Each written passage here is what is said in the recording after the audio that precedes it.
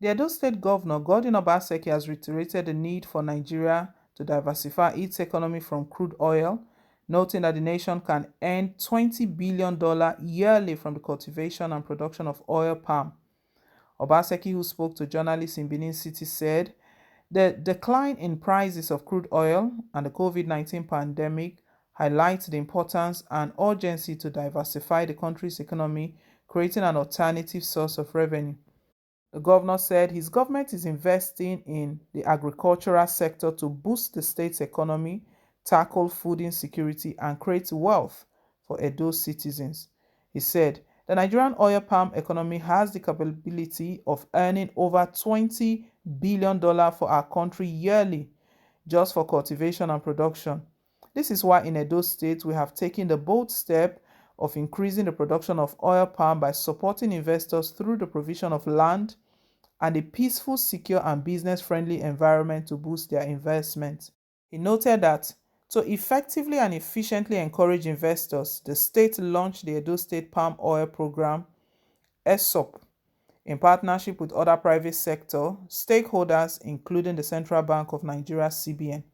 Under the program, the CBN committed about 69 billion naira to support investors who invested in oil palm in Edo State, in line with the federal government's determination to diversify the economy, the governor added. Obaseki added that the government also introduced the Edo Agripreneur program to increase investment in the agricultural sector to create viable economic opportunities for youth and upscale production by farmers in the state.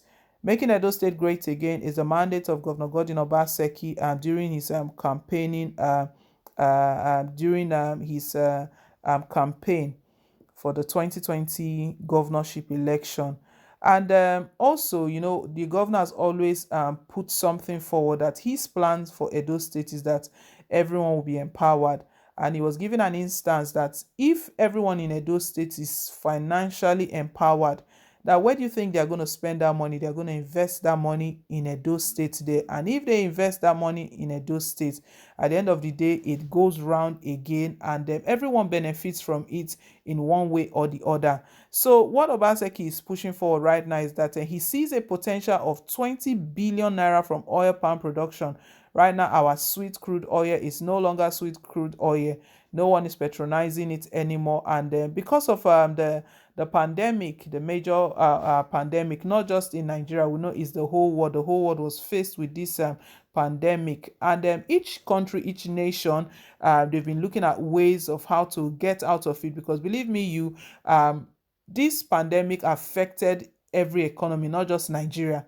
Let's not say that it's just Nigeria affected. It affected other countries as well because it's something that the whole nation, the whole world face. So, but it will be very, very, it will be a serious problem if at this point in time these nations are just sitting down and they are just playing the blame game that, oh, would have been better off if not for this pandemic, oh, this and that. So this is not the time to play the blame game or give excuses. There's even no room for excuses because this pandemic did not just hit one nation alone. It was all the nation. Because if it was just one nation, they might say, well, if not for this pandemic that hit us, would have been better than this country that it didn't hit.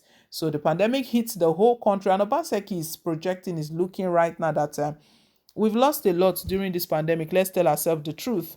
It was earlier on in the year, Obaseki opened some kind of worms when he was talking about federal government printing out money and sharing. We know that did not settle well with Buhari's government. But Obaseki was actually telling the truth, regardless of how they handled it and how they came out to deny that nothing of such happened. Obaseki came out and stated he was so bold, and that's one of the reasons why he's really respected and loved.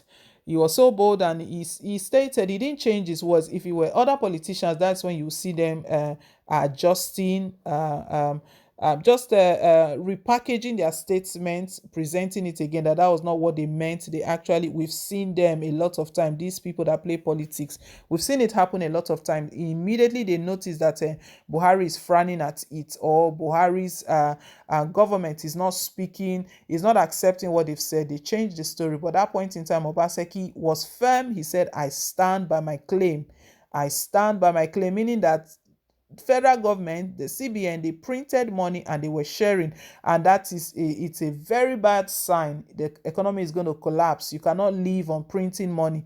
You can't live off printing money. An economy can't live off printing money. He was trying to point out something right now, but anyway, we saw how that played out. Obaseki, anyway, still left that open, and that raised a lot of controversies, mixed reactions from different quarters, with APC always trying to defend themselves. And the bad thing about them is that anytime they are criticized, or something bad in their policy or in their government is exposed, they don't learn from it. They don't take anything from it. They just see it as an attack and they fire back. And that is not how it is meant to be. Obaseki's aim of making that known was not just to just lampoon President Muhammad Buhari, but was to point out that we need to think of other ways. It's not just printing money. Printing money will not save this economy. Rather, printing money to share to governors, it will further drag the economy down. Now Obaseki is proposing, is putting something out there again, that he sees a potential of $20 billion from oil palm, an area that has been abandoned, that has been looked down on. He's stating that if we really put all our attention, if we invest in this sector, it can generate a lot of income. He sees a potential of $20 billion from oil palm production. Wow, this is the sort of amount that you'll be expecting from the oil sector. But we know oil is not oil the way it used to be. Things have changed. Atiku Abubakar called it that our sweet oil is no longer sweet. It has now become bitter. But one of the things that we really need to consider, Obaseki talked about it, that his plan is to ensure that he creates a better environment. This insecurity, we know, is killing a lot of things. Investors are thinking twice before they even try to put out their money out there, put out their capital out there.